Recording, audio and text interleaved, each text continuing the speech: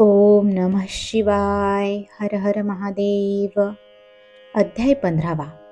शंकराचार्य आख्यान व कवींचे निवेदन. श्री गणेशाय नमः. हे गंगाधरा, तुमचा जय जयकार असो.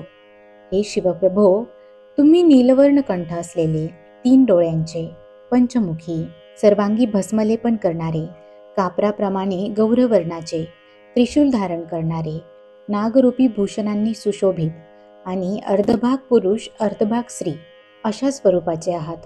तुम्ही गौरींचे पती, गजाननांचे जनक, भक्तवत्सल व दयेचे भांडार आहात.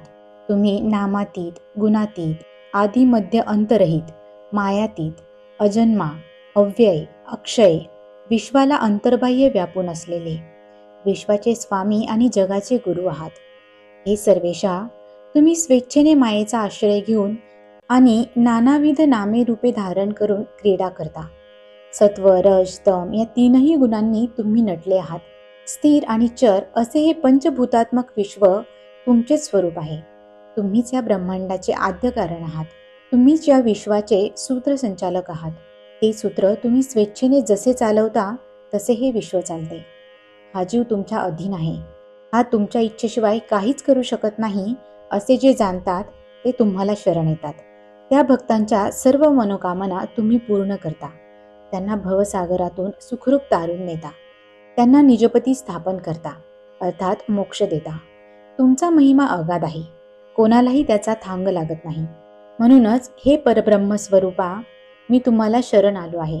तुम्ही दयेचे सागर आहात, दातृत्वाचे भांडार आहात. तुम्ही माझ्यावर कृपा करा. मला भवसागराच्या पार न्या. कारण मज अनाथाचा उद्धार करेल असा तुमच्या वाचून दुसरा कोण आहे? हे शंभो महादेवा, अधिक काय सांगू. माझ्या प्राकृत वाणीने तुमचे गुणवर्णन करता यावे एवढीच विनम्र विनंती आहे.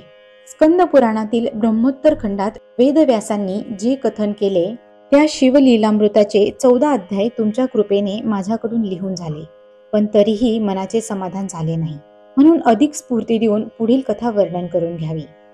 हे पशुपती, तुम्ही भक्तांना वरदाने देऊन संतुष्ट करता आणि प्रसन्न झालात तर त्रिभुवनातील सर्व ऐश्वर्यही देता. कारण या समस्त विश्वात तुमच्यासारखा दुसरा वरदाता नाही.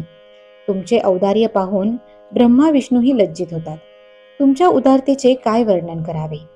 तुम्ही रावणांना आपल्या सुंदर पत्नी दिल्यात, आत्मलिंग दिलेत. त्रिपुरासूर, तारकासूर व भस्मासूर यांना मोठे वर दिलेत. तुम्ही अत्यंत भोळे आहात. कारण कोणी मनात कपट हेतू धरून तुमची सेवा केली तरी तुम्ही त्यांना इच्छित वर देऊन तोषवता. श्रोते हो, अशा प्रकारे शिवस्तुती केल्याने ते दयावान शिवप्रभू प्रसन्न झाले. त्यांनी मला उत्तम स्फूर्ती दिली. माझ्या हृदयात प्रकट होऊन ते म्हणाले, कलियुगात पृथ्वीवर पाखंड मतांचा प्रचार प्रसार होऊन ते पाखंडी फारच उन्मत्त झाले. त्यांनी वेदशास्त्रे पुराणांमध्ये लोकहितास्तव सांगितलेला सर्व कर्ममार्गच बुडवला. लोक स्वधर्म विसरले. सर्वत्र मोठ्या प्रमाणात जैन मतांचा प्रसार झाला. त्यामुळे सर्व वर्णांचे लोक भांबावून गेले. म्हणून त्या पाखंड मतांचे खंडन करण्यासाठी मी शंकराचार्यांच्या रूपाने अवतार घेतला. ते माझे अद्भुत अवतार चरित्र आत्ताच्या लोकांना माहीत नाही. ते तुम्ही प्राकृत भाषेत वर्णन करून सांगा. अशा प्रकारे शिवजींनी प्रेरणा दिली आहे. म्हणून मी पुराणे व त्यांतील तपशिलावर वर्णन बाजूला ठेवून जगद्गुरु शंकराचार्यांचे पावन चरित्र वर्णन करणार आहे. ते तुम्ही सावध चित्ताने ऐका. ते श्रवण केल्याने पापराशी नष्ट होतात. कल्पारंभी परब्रह्मांच्या आज्ञेने ब्रह्मदेवांनी सृष्टीची रचना केली. त्या सृष्टीच्या अर्थात जगाच्या कल्याणासाठी सर्वांना मार्गदर्शक असे ऋग्वेदादी 4 वेद रचले. पण लोकांना त्याचा अर्थ समजेना. तेव्हा परमात्म्यांना दया आली. त्यांनी पाणिनींसारखे अवतार घेऊन व्याकरणादी 6 शस्त्रे रचली. मनुस्मृतीसारख्या 20 स्मृती निर्माण केल्या. त्यामुळे लोकांना वेदांचा अर्थ कळू लागला. पुढे कलियुगात सर्व लोक अल्पायुषी होतील, कमी बुद्धीचे होतील. श्रुती, स्मृती व शास्त्रे यांची व्याप्ती मोठी असल्यामुळे लोकांकडून त्याचा अभ्यास होणार नाही व त्यांचे आकलनही होणार नाही. त्यामुळे अज्ञानाचा अंधकार पसरून लोक सन्मार्गाचे आचरण करणार नाहीत. परिणामतः ते जन्म मरणादी तीव्र दुःखांनी पोळून निघतील. अशा प्रकारे सर्व बाजूंनी नीट विचार करून भगवान नारायणांनी व्यास रूपाने पुन्हा अवतार घेतला. त्यांनी वेदांचे 4 भाग केले. वेदांचा खरा अर्थ लोकांना शीघ्रतेने कळावा या हेतूने 5वा वेदच असे महाभारत रचले. लोकांच्या उद्धारासाठी विष्णू, शिव, नारद, पद्म, मार्कंडेय, भागवत, ब्रह्म, अग्नी, भविष्य, वराह, कूर्म, मत्स्य, लिंग, ब्रह्मवैवर्त, स्कंद, वामन, गरुड व ब्रह्मांड ही 18 पुराणे रचली. त्यामुळे पृथ्वीवरील ब्राह्मण वेदांच्या व्यासकृत एका विभागाचे अध्ययन करू लागले. इतिहास आणि पुराणे यांचे श्रवण करून सर्व लोक सन्मार्गाने चालू लागले. या सर्व प्रयत्नांमुळे ईश्वर प्राप्तीचा उपासना मार्ग चांगला रूढ झाला. लोकांचे कल्याण होऊ लागले. पुढे काळ बदलला. कलियुगाच्या रूपाने मोठे संकटच ठाकले. लोक वेदशास्त्रे पुराणांची निंदा करू लागले. त्यात उपदेशलेल्या कल्याणप्रद कर्ममार्गाचा अवलंब करण्याचे झाले. बौद्ध आणि जैन यांच्या पाखंड मतांचा प्रचार प्रसार झाला. बौद्धांचा शून्यवाद, जैनांचा स्वादवाद व अन्य तर्कवितर्कयुक्त मतमतांतरांचे वाद यांमुळे सर्व वर्णाश्रम धर्मांचे लोक पथभ्रष्ट झाले. आपले मूळ आचरण सोडून दिशाहीन वागू लागले. त्यामुळे देवतांचे महत्त्व कमी झाले. वेदशास्त्रे पुराणांचा प्रभाव दिवसेंदिवस कमी होऊ लागला. त्यांच्या उपदेशांचे आचरण करणारे पंथ लोभले. अशा प्रकारे सर्वत्र अधर्माची वाढ होऊन धर्माला ग्लानी आली. संपूर्ण समाज व्यवस्था आणि धर्मव्यवस्था कोलमडली. मंडन मिश्र अय्यांसारखी काही विद्वान जैन मंडळी या दुरावस्थेला विशेष करून जबाबदार होती. मंडन मिश्र अय्या अतिशय बुद्धिमान, अनेक विद्या आत्मसात केलेले आणि अत्यंत चतुर वक्ता होते. त्यांनी खडतर अनुष्ठाने करून देवी सरस्वती आणि अग्नींना प्रसन्न करून घेतले होते. पूर्वी रावणांचे महापराक्रमी पुत्र इंद्रजित यांनी अग्नीमध्ये हवन करून अश्वांसहित दिव्य रथ बाहेर काढला होता. ही गोष्ट सर्वश्रुत आहे. मंडन मिश्र ही यज्ञकुंडातून मनोवांछित वस्तू प्राप्त करायचे. याचकाला जे हवे ते मिळवून द्यायचे. नुसत्या हुंकारांनीच दुसरा सूर्य उत्पन्न करतील असे त्यांचे अद्भुत सामर्थ्य होते. त्यांनी आपल्या विद्येच्या जोरावर सर्वत्र दबदबा निर्माण केला होता. त्यामुळे शास्त्री, पुराणिक, विद्वान, पंडित सर्वांनाच त्यांचा धाक वाटायचा. ते वादविवादात कोणालाही हार जात नसत. मंडन मिश्र यांनी स्वतः नवीन शास्त्रे निर्माण केली. त्या शास्त्रांना आव्हान देणाऱ्या विद्वानांशी जाहीर वाद घालून आपल्या अमोघ वक्तृत्वाने त्या सर्वांची तोंडे बंद केली. त्यांच्याशी विवाद करून सगळे महापंडित अक्षरशः थकून गेले. अशा प्रकारे त्यांनी आपला लौकिक प्रस्थापित केला. वेद पुराणोक्त सद्धर्म मार्ग हे सर्व अधर्मच आहेत हे जनमानसावर बिंबवले आणि आपण निर्मिलेली शास्त्रेच कशी योग्य आहेत हे लोकांना पटवून देऊन त्यांचाच मोठ्या प्रमाणावर प्रचार प्रसार केला. त्यांनी सर्व वर्णांच्या आणि जातीधर्मांच्या लोकांवर स्वतःच्या मतांचे वर्चस्व निर्माण करून त्यांची बुद्धी भ्रष्ट केली आणि गावोगावी जैनांची दैवते स्थापन करून त्यांचीच उपासना रूढ झाली.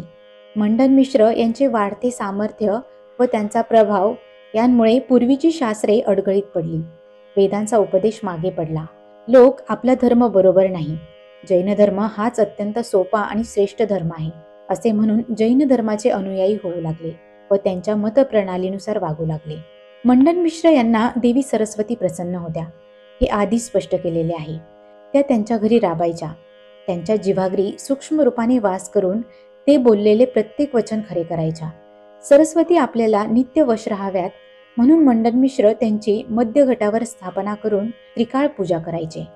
त्यांना मद्याचा नैवेद्य दाखवायचे आणि तेच मद्य प्रसाद म्हणून प्राशन करायचे. त्या मद्याच्या धुंदीत अनाचार वाढवायचे. अशा मद्यपींकडून चांगल्याची अपेक्षा कोणी करावी? आचार नाही, विचार नाही असे हे कर्मभ्रष्ट पाखंडी सर्वत्र आपल्या शास्त्रधर्माचा विस्तार करत लोकांना शिष्य करून त्यांचे गुरु म्हणून मिरवत होते. ते कोणालाही श्रुती स्मृती पूर्णोक्त धर्माचे आचरण करू देत नव्हते. अशा प्रकारे त्यांनी मोठाच अनर्थ मांडला होता. त्यांच्या मताप्रमाणे वागणारे लोक उघड उघड स्वैराचार आणि अनाचार करत होते. ते पाहून सज्जनांची कुचंबना होत होती. विद्वज्जन हतबल झाले होते आणि भूमीवरील पापभार वाढून ती अनिवार्य दुःखाने अहोरात्र सुस्कारे टाकत होती. देव, ब्राह्मण, साधू संतांना ती अधोगती पाहवत नव्हती. ते फारच व्यथित झाले होते. शंकराचार्य आख्यान हे वर्तमान कळताच भगवान शंकरांना अतिशय राग आला. या जैनांनी आपल्या धर्माचा प्रचार प्रसार करून सनातन कर्ममार्ग बुडवला. लोकांना स्वधर्म भ्रष्ट केले. हे बरोबर नाही. यांना पायबंद घातलाच पाहिजे असा निश्चय करून त्यांनी भूलोकी अवतार घेण्याचे ठरवले. अवतार कार्याची पूर्वतयारी झाल्यावर शिवजींनी उत्तरेकडील निर्मळ क्षेत्रात एक तपस्वी ब्राह्मणांच्या कुळात पुत्र रूपाने जन्म घेतला. त्यांच्या आगमनाने देवांना आनंद झाला, पृथ्वीला परमानंद झाला. दशदिशा प्रसन्नतेने भरून गेल्या. सुगंधित वारे वाहू लागले आणि नद्या, तलाव, विहिरी यांचे पाणी निर्मळ झाले. ही शुभचिन्हे पाहून मुनिजे अत्यंत समाधान पावले. ते निर्मळ क्षेत्रातील त्या द्विजवर्यांच्या घरी आले. त्यांनी मनुज रूपाने प्रकट झालेल्या त्या पुराण पुरुष जगदात्म्यांचे डोळे भरून दर्शन घेतले. त्या नूतन बालकांचे जातक वर्तवले आणि त्यांचे शंकराचार्य असे नाव ठेवले. शंकराचा छेद करणारे अवतरले म्हणून त्या बालकांचे शंकर असे नामकरण केले असावे. सदुपदेशाने लोकांचे कल्याण करणारे सद्गुरू असा शंकराचार्य या नामाचा साधा व सरळ अर्थ आहे. वैदिक मार्गाला पुन्हा प्रतिष्ठा मिळवून देण्यासाठी आलेल्या या दिव्य बालकांनी उपनयन झाल्यावर सर्व विद्या आत्मसात केल्या. मग मातोश्रींच्या आज्ञेने अल्प वेळातच संन्यास दीक्षा घेऊन ते तीर्थयात्रेस निघाले. त्यांच्या विचारांनी प्रभावित झालेल्या अनेकांनी त्यांचे शिष्यत्व पत्करले. शिष्यांना बरोबर घेऊन तीर्थभ्रमण करणाऱ्या शंकराचार्यांनी जैन मतांच्या प्रभावाने समाजात खोलवर पसरलेल्या दुष्प्रवृत्तींचे जवळून अवलोकन केले. स्वधर्मभ्रष्ट झालेले देशोदेशीचे लोक जैन धर्माचा आणि त्यांच्या शास्त्रांचा कसा उदो करत आहेत याचा प्रत्यक्ष अनुभव घेतला. त्यांनी केलेली अवहेलना सहन केली. एके दिवशी आचार्य कोल्हापुरास आले असता घरोघरी भिक्षा मागत कासारांच्या आळीत प्रवेशले. ते कासार जैन होते. त्यांनी आचार्यांच्या साधुत्वाची टिंगल केली व म्हणाले, अहो, इथे भिक्षा कुठून मिळणार? कढईत काचेचा उकळता रस आहे, तोच घ्या. तेव्हा ते म्हणाले, तुम्ही जैन आहात ना? मग तुमच्याकडची अन्य भिक्षा आम्हाला नको, तुम्ही काचेचा रसच द्या. त्यावेळी भिक्षेची सोय व्हावी म्हणून अनेक मंडळींनी शंकराचार्यांचे शिष्यत्व पत्करले होते. या प्रसंगी आचार्यांनी त्यांचीही परीक्षा पाहण्याचे ठरवले. जी भिक्षा मिळेल ती स्वीकारायची असा संन्याशांचा नियम आहे. त्याला अनुसरून ते म्हणाले, आज आपल्याला काचेचा रस पाजावा अशी नियतीची इच्छा आहे. तुम्ही ओंजळींनी तो प्राशन करा. ते ऐकताच सर्व शिष्य घाबरले आणि हे कसले गुरु, हे तर आमच्या जीवावर उठले आहेत असे म्हणून पळू लागले. आचार्य विदेही होते. पळणाऱ्या शिष्यांकडे पाहून त्यांनी किंचित स्मित केले व हातांची ओंजळ करून कासारांना म्हणाले, काचेचा रस होता. ज्यांनी समुद्र मंथन समयी कालकूट विष प्राशन केले, प्रलयाग्नीला गिळून टाकेल असे ज्यांचे अगाध लीला कर्तृत्व आहे, त्यांच्यासाठी काचेचा रस पिणे ही काही मोठी गोष्ट नव्हती. असो, त्यांनी ओंजळ पुढे करताच काचेचा तप्त रस त्यांच्या ओंजळीत ओतला. तेव्हा ज्याचा एक थेंब जरी भूमीवर पडला तरी ती जळून जाईल इतकी प्रखर उष्णता असलेला तो काचेचा रस आचार्यांनी थंड मधुर जल प्यावे इतक्या सहजतेने पिऊन टाकला. ते त्यांचे असामान्य साहस पाहून कासार दचकले. हे कोणीतरी थोर महात्मे आहेत हे लक्षात घेऊन ते सर्वजण त्यांना शरण गेले. त्यांचे पाय धरून क्षमा याचना करू लागले. त्यानंतर तीर्थभ्रमण करत शंकराचार्य जैन ग्रामास गेले. तिथे आपल्या एकनिष्ठ शिष्यांना मंडन मिश्रांकडे पाठवले. त्यांनी त्यांची भेट घेतली व म्हणाले, आमचे गुरु शंकराचार्य यांनी तुम्हाला वादविवादास येण्याचे निमंत्रण दिले आहे. तुम्ही स्वतः निर्माण केलेल्या शास्त्रांच्या आधारे विवाद करून त्यांना जिंकावे, अन्यथा ते वेदपुराणोक्त धर्मशास्त्राच्या आधाराने तुमचे मतखंडन करून तुमचा पराभव करतील. तो निरोप ऐकून गर्विष्ठ मंडन मिश्र चवताळून उठले. अहो, माझ्या पराभवाची वार्ता करूच नका. आजपर्यंत स्वतःचे पांडित्य मिरवणारे अनेक विद्वान शास्त्री माझ्याशी वाद घालण्यास आले, पण आमच्या जैन शास्त्रांपुढे कोणाचीही डाळ शिजली नाही. तिथे या संन्यासांची काय मिजास? सरस्वतींच्या कृपाप्रसादाने मी त्यांनाही वादविवादात जिंकेन. त्यांनी शंकराचार्यांचे आव्हान स्वीकारले. ते शिष्य निघून गेल्यावर मंडन मिश्रांनी देवी सरस्वतींचे ध्यान केले. मग ते आचार्यांना भेटले. ते दोघेही आपल्या जागी थोर होते. दोघांचेही कर्तृत्व विलक्षण, दोघेही पराक्रमी. दोघांनी परस्परांशी चर्चा केली. त्या चर्चेत त्याच दिवशी जाहीर सभा घेऊन सर्वांदेखत वादविवाद करायचा असे ठरले. हा वादविवाद पूर्व पक्ष व उत्तर पक्ष याप्रमाणे 2 विभागांमध्ये करण्याचे संमत झाले. त्यात आपापल्या शास्त्रांच्या आधारे चर्चा करून दुसऱ्याचे मत खोडून काढायचे आणि आपापल्या शास्त्रांचा अर्थ विवरणासहित स्पष्ट करून सांगायचा असे ठरले. त्या चर्चेत ज्याला आपल्या शास्त्रांचा उलगडा करता येणार नाही त्याने पराभव मान्य करून त्याचा धर्म सोडून द्यायचा आणि त्या धर्मशास्त्राचे ग्रंथ पाण्यात बुडवायचे असे ठरले. त्याप्रमाणे लोकांमध्ये दवंडी पिटण्यात आली. ठरलेल्या वेळी शंकराचार्य व मंडनमिश्र सभास्थानी आले. त्या सभेला अनेक लोक उपस्थित होते. त्यांच्या सन्मुख प्रतिज्ञा करून दोघेही व्यासपीठावर स्थानापन्न झाले. दोघांच्या मध्ये पडदा लावण्यात आला होता. त्यावेळी मंडनमिश्रांनी पडद्याच्या आत मध्यगटात सरस्वतींची स्थापना करून त्यांची पूजा केली. तेव्हा त्या म्हणाल्या, मी तुमच्यावर प्रसन्न आहे. या वादामध्ये मी शंकराचार्यांच्या शास्त्रमतांचे कसे खंडन करते पहाच. आता मी तुम्हालाच विजय मिळवून देणार आहे. तुम्ही जे बोलाल तेच खरे करून दाखवणार आहे. ते वरदान ऐकून मंडनमिश्रांना मोठे समाधान वाटले. ही सरस्वती स्थापना अशी गोपनीयरित्या करण्यात आली होती की प्रत्यक्ष शंकराचार्यांनाही या गोष्टीचा थांगपत्ता लागला नाही. वादविवादास प्रारंभ झाला. मंडनमिश्र पडद्याच्या आतूनच म्हणाले, कोणत्या वेदाने आरंभ करून त्याचा अर्थ सांगू? आचार्य म्हणाले, तुम्ही चारही वेद म्हणा. वेदपठन करताना मी ज्या ऋचांचा अर्थ विचारीन त्यांचे विवरण व अर्थसहित स्पष्टीकरण द्या. पण त्या अर्थाने माझे समाधान झाले नाही तर मात्र पराभव स्वीकारून प्रतिज्ञापूर्ती करा. ते मान्य करून मंडनमिश्र सरस्वतींना म्हणाले, माताजी, आता तुम्हीच माझ्या मुखाने बोला, माझी बाजू सांभाळा. आचार्य म्हणाले, मंडनमिश्रजी, आपण ऋग्वेदाने आरंभ करा. तेव्हा सरस्वतींनी मध्यगटातून मुख बाहेर काढले व त्या मंडनमिश्रांच्या आवाजात ऋग्वेदातील ऋचा म्हणू लागल्या. या कारस्थानाची कल्पना नसल्याने पडद्याआडून स्वतः मंडनमिश्रच ऋग्वेद म्हणत आहेत असे शंकराचार्य समजत होते. आचार्यांनी त्यांना अनेक ऋचांचे गहन अर्थ विचारले. तेव्हा देवी सरस्वतींनी कुठेही न अडखळता त्यांचे समर्पक अर्थ सांगितले. इतकेच नव्हे तर ऋग्वेदाच्या संदर्भात त्यांनी विचारलेल्या सर्व प्रश्नांची त्यांनी त्वरित उत्तरे दिली. अशा प्रकारे संपूर्ण ऋग्वेद म्हणून झाला. आचार्यांनी अय्यांना यजुर्वेद म्हणण्यास सांगितला. त्यांच्या सूचनेनुसार सरस्वतींनी पडद्याआडून यजुर्वेद म्हणण्यास प्रारंभ केला. पद, क्रम, जटांसहित सकलित शब्द प्रकट होऊ लागले. तेव्हाही आचार्यांनी विचारलेल्या प्रत्येक ऋचेचा अर्थ त्यांनी कुशलतेने उलगडून सांगितला. त्या प्रत्येक वेळी त्यांचे समाधानच करत होत्या. मंडनमिश्र अय्यांचा पराभव होत नाही म्हणून आचार्य संभ्रमात पडले. काय करावे हेच त्यांना सुचेना. तेव्हा त्यांनी एक युक्ती केली.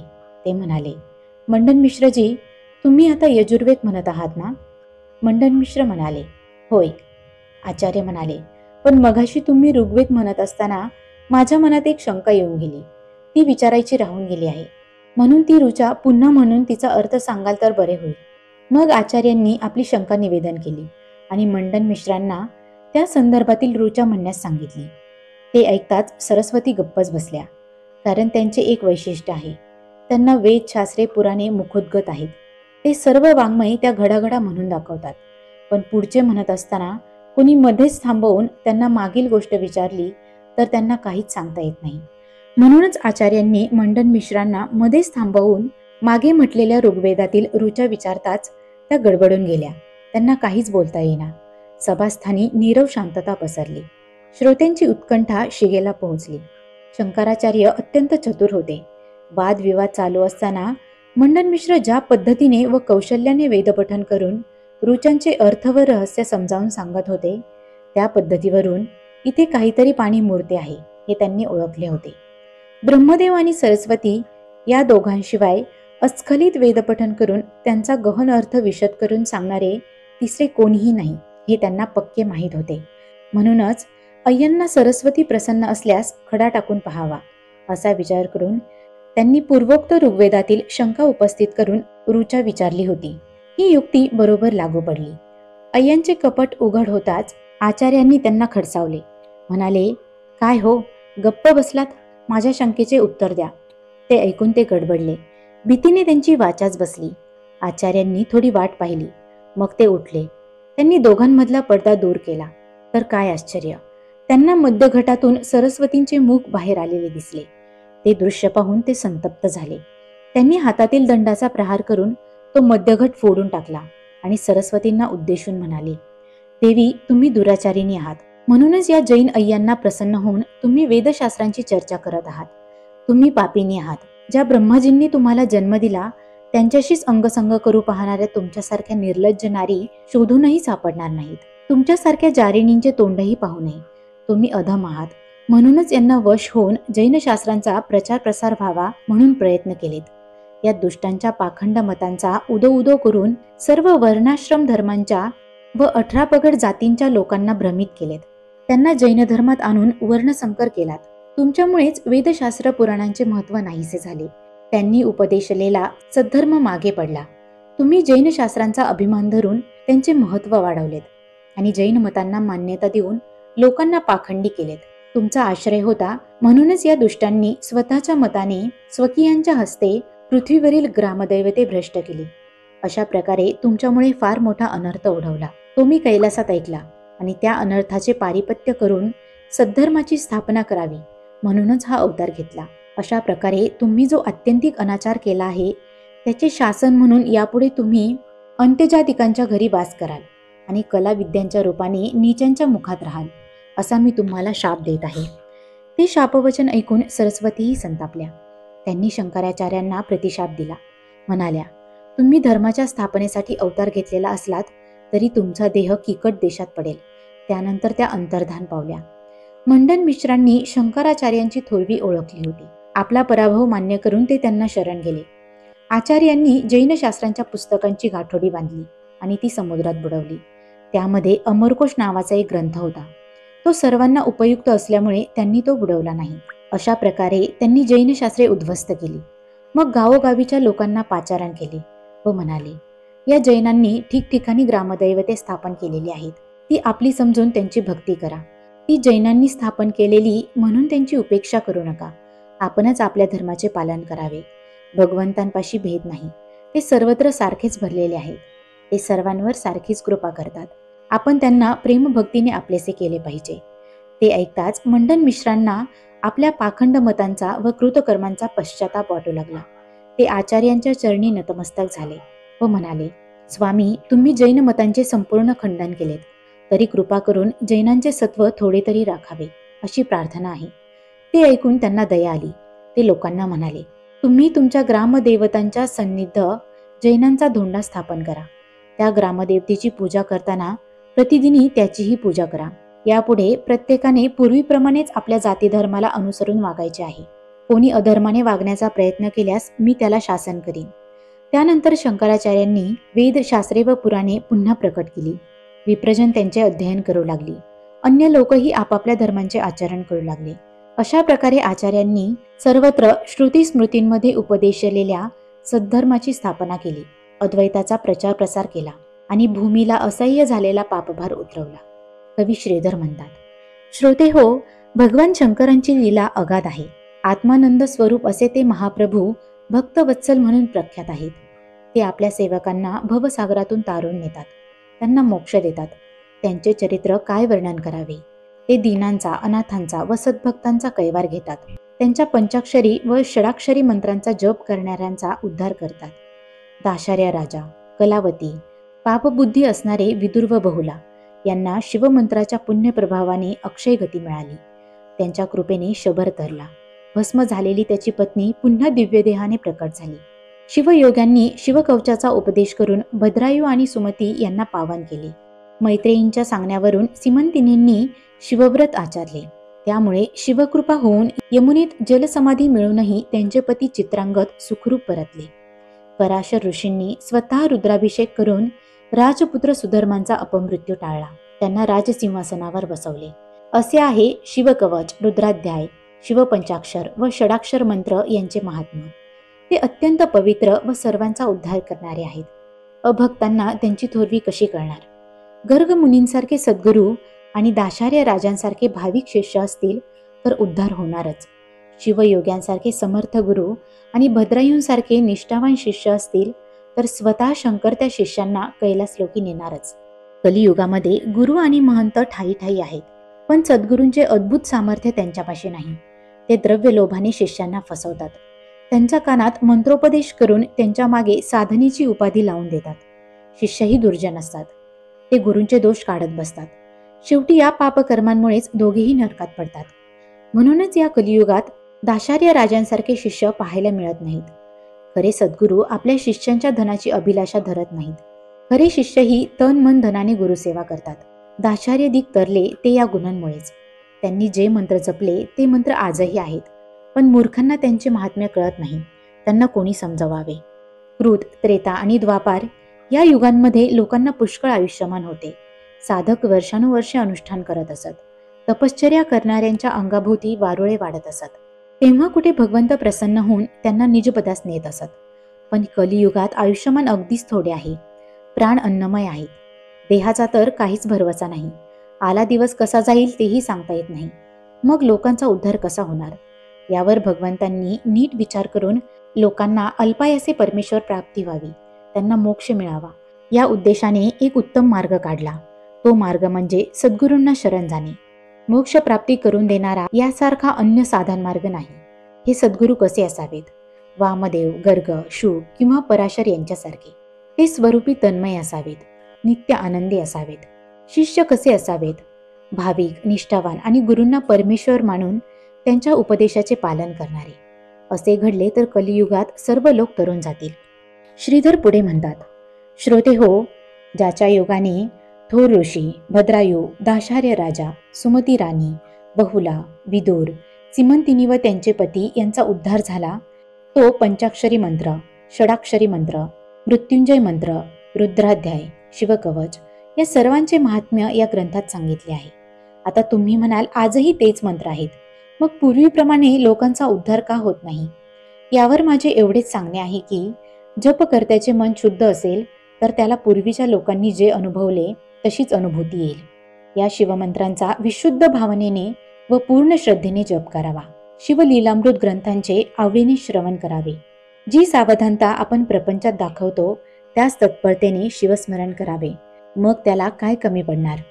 कलियुगात लोकांसाठी शंकराचार्यांच्या रूपाने अवतार घेऊन ज्यांनी जैन मतांचा प्रभाव नष्ट केला, ते सद्धर्माचे रक्षण करणारे शंभू महादेव त्यांचे स्मरण करणाऱ्या सर्वांच्या संसार भयाचे निरसन करतात.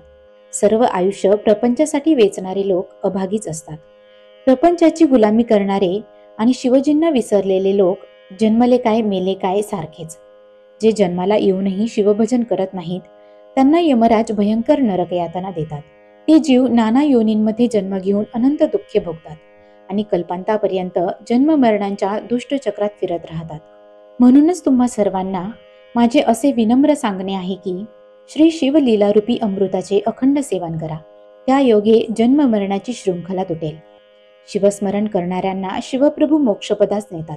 ब्राह्मणादी सर्व वर्णाश्रम धर्मांच्या आणि जातींच्या लोकांना शिवस्मरण हेच तारक आहे.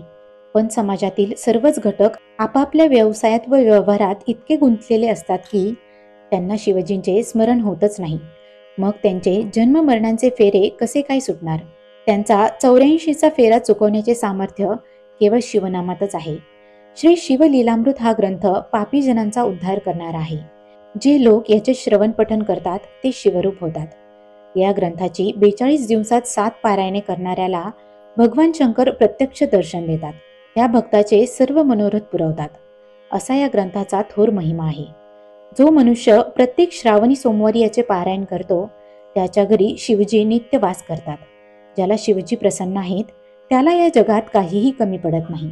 म्हणून ज्याला त्यांची कृपा प्रसन्नता प्राप्त व्हावी असे मनपूर्वक वाटते त्याने नमः शिवाय या मंत्राचा जप करावा आणि श्री शिवलीलामृत वाचावे. शनी प्रदोष, शिवरात्री अशा पर्वकाळी या ग्रंथांची 3 पारायणे केल्याने त्या उपासकाची सर्व बंधनांतून मुक्तता होते. त्याच्या सर्व इच्छा पूर्ण होतात.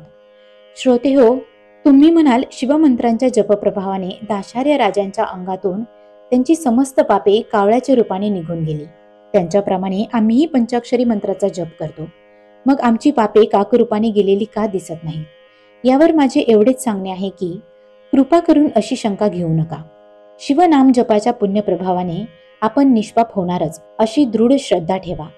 स्कंद पुराणात व्यासांनी जे लिहून ठेवले आहे तेच मी प्राकृतात वर्णन केले आहे. ते खोटे आहे असे म्हणणे धाश्याचे ठरेल.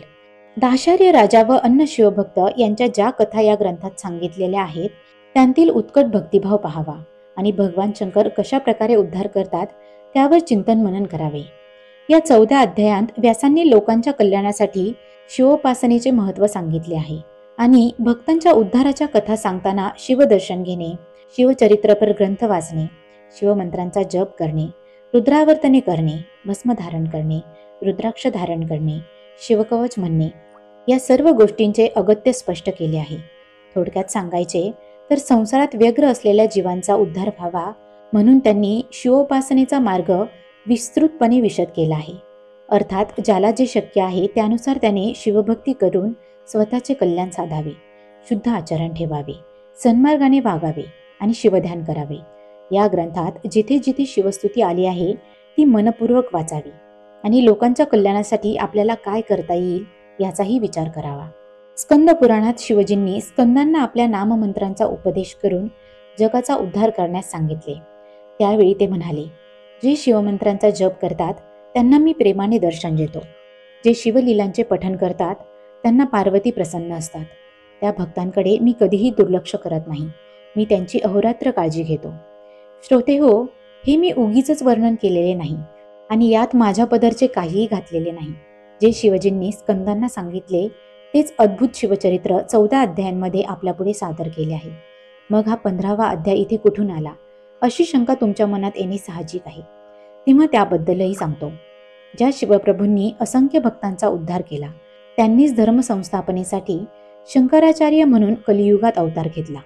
अगाध असा शिवमहिमा मी संपूर्ण वर्णन करावा असे शिवजींनी सांगितले.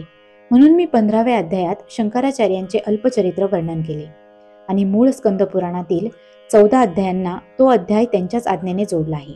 या 15 अध्यायांचे सुचिरभूत होऊन नित्य श्रवण पठण करावे. या ग्रंथाची क्रमशः 7 पारायणे करावीत. पारायण काळात मद्यमांस सेवन, निषिद्ध आचरण व कलह करू नये.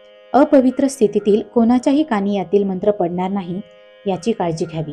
अशुद्ध आहार, विहार व आचार असणाऱ्यांनी या ग्रंथाला स्पर्श करू नये. दुष्ट, दुर्जन, निंदक अशा कोणालाही या ग्रंथाचा उपदेश करू नये. श्री शिवलीलामृत ग्रंथाची फलश्रुती. या ग्रंथाच्या पठणाने उपासकाचे इष्ट मनोरथ पूर्ण होतील. खंडांतर, रोग, अपमृत्यू, पाप, ऋण, दारिद्र्य व संकटे यांचे निरसन होईल. आयुष्य, आरोग्य, धन, धान्य, संतती, संपत्ती, ऐश्वर्य वृद्धिंगत होईल. शिवकृपेने जन्म मरणांच्या शृंखला तुटून मोक्ष प्राप्ती होईल. मरणोत्तर उत्तम गती मिळेल. अध्याय 15वा समाप्त. प्रिय भक्त हो, तुम्हाला जर आमचे अध्याय वाचन आवडत असेल तर व्हिडिओला लाईक करा, शेअर करा आणि आमच्या चॅनलला सबस्क्राईब करा.